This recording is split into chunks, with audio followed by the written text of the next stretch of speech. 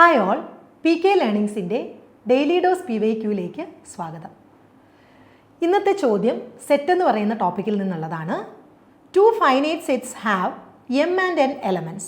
The total number of subsets of the first set is 48 more than the total number of subsets of second set.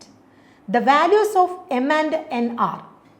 അപ്പോൾ ഇവിടെ നിങ്ങൾ അറിയേണ്ട ഒരു equation എന്ന് പറയുന്നത്, ഇപ്പോൾ ഒരു ഫൈനൈറ്റ് സെറ്റിൻ്റെ എലമെൻറ്റ്സ് എം എന്ന് പറഞ്ഞാൽ അതിൻ്റെ സബ്സെറ്റിൻ്റെ എണ്ണം എന്ന് പറയുന്നത് 2m ആണ്. അതുപോലെ ഒരു ഫൈനൈറ്റ് സെറ്റിൻ്റെ നമ്പർ ഓഫ് എലമെൻറ്റ്സ് n ആണെങ്കിൽ അതിൻ്റെ സബ്സെറ്റിൻ്റെ എണ്ണം 2n ആണ്. മനസ്സിലായോ? അപ്പോൾ നിങ്ങൾ ഇവിടെ നിങ്ങളോട് പറഞ്ഞിട്ടുണ്ട് the total number of subsets of the first set, അതായത് 2m is 48 more than the total number of subsets of the second set. അതായത് 2m മൈനസ് 2n എന്ന് പറയുന്നത് 48 ആണ്. 2m മൈനസ് 2n എന്ന് പറയുന്നത് 48 ആണ്. ഇതിൽ നിന്ന് 2n നിങ്ങൾ വെളിയിലെടുക്കുക. 2n വെളിയിലെടുക്കുമ്പോൾ ആദ്യത്തത് 2m മൈനസ് n. കാര്യം നിങ്ങൾക്കറിയാം, നിങ്ങൾ ലോസ് ഓഫ് എക്സ്പൊണൻസ് പഠിച്ചിട്ടുണ്ടാവും. 2m ഡിവൈഡഡ് ബൈ 2n എന്ന് വരും. എന്ന് പറഞ്ഞാൽ 2m മൈനസ് n ആണ്.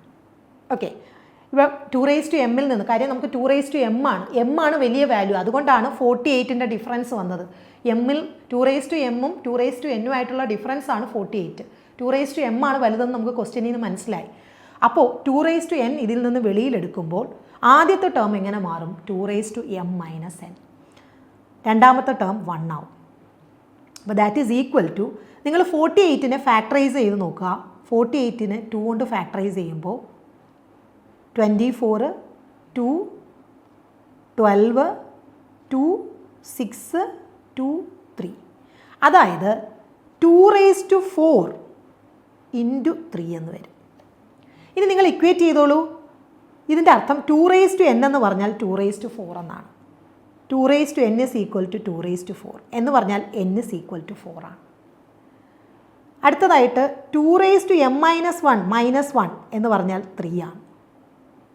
ഓക്കെ, നമുക്ക് n-ൻ്റെ വാല്യൂ കിട്ടി 4 എന്ന്. അങ്ങനെയാണെങ്കിൽ 2m മൈനസ് 4 എന്ന് പറയുന്നത് ഈ 1 അപ്പുറത്ത് പോകുമ്പോൾ 3 + 1 4 ആവും. 2m മൈനസ് 4 എന്ന് പറയുന്നതാണ് 4. അതിന് നമുക്ക് 2ൻ്റെ ബേസിൽ എഴുതുകയാണെങ്കിൽ 2m minus 4 is equal to 2² ആണോ? അപ്പോൾ m മൈനസ് 4 എന്ന് പറയുന്നത് പവർ ഇക്വേറ്റ് ചെയ്യുന്നു. ബേസ് സെയിം ആയതുകൊണ്ട് ഇവിടെയും 2 ആണ്, ഇവിടെയും 2 ആണ്. ബേസ് സെയിം ആയതുകൊണ്ട് പവർ ഇക്വേറ്റ് ചെയ്യുന്നു. m minus 4 is equal to 2. അങ്ങനെയാണെങ്കിൽ m-ൻ്റെ വാല്യൂ എത്ര വരും? ഈ 4 അപ്പുറത്ത് പോകുമ്പോൾ 6. n-ൻ്റെ വാല്യൂ 4 എന്ന് കിട്ടി, m-ൻ്റെ വാല്യൂ 6 എന്ന് കിട്ടി. 6ഉം 4ഉം കോംബോ വരുന്നത് ഓപ്ഷൻ എ ആണ്. കാര്യം ആദ്യം നമ്മളോട് ചോദിച്ചിരിക്കുന്നത് value of m and n. ആ ഓർഡർ നിങ്ങൾ നോക്കണം. m-ൻ്റെ വാല്യൂ 6, n-ൻ്റെ വാല്യൂ 4. മനസ്സിലായോ? അതായത് നമുക്ക് സബ്സെറ്റിൻ്റെ എണ്ണം കാണുന്ന ഇക്വേഷൻ എന്ന് പറയുന്നത് 2m. m ആണ് നമ്പർ ഓഫ് ടേംസ് എങ്കിൽ സബ്സെറ്റിൻ്റെ എണ്ണം കാണുന്ന ഇക്വേഷൻ 2m ആണ്. സോ അതിൽ നിന്ന് നമ്മൾ 2m minus 2n is equal to 48 എന്ന് എത്തിച്ചു. 2n-നെ വെളിയിലെടുക്കുന്നു. അപ്പോൾ അകത്തുള്ള ടേം 2m മൈനസ് 1 വരും. ഇനി നമ്മൾ 48നെ ഫാക്ടറൈസ് ചെയ്ത് 2ൻ്റെ ബേസിൽ എഴുതുമ്പോൾ 2⁴ ഇൻറ്റു 3 ആണ്. അപ്പോൾ നമ്മൾ ഒരേപോലെയുള്ള ടേംസിനെ ഇക്വേറ്റ് ചെയ്യുന്നു. n-ൻ്റെ വാല്യൂ കണ്ടുപിടിക്കുന്നു, m-ൻ്റെ വാല്യൂ കണ്ടുപിടിക്കുന്നു. എളുപ്പമല്ലേ? നിങ്ങൾക്കായിട്ടൊരു ചോദ്യം തരുവാണ്. ഇതുപോലെ ചെയ്തിട്ട് ആൻസർ കമൻറ്റ് ചെയ്യുക. 2 finite sets have m and n elements. The total number of subsets of the first set is 112 more than the total number of subsets of the second set. The values of m and n are. m-ൻ്റെ value ആണ് ആദ്യം വരേണ്ടത്, n-ൻ്റെ value രണ്ടാമത്. ആ ഓർഡറിൽ വേണം നിങ്ങൾ answer നോക്കേണ്ടത്.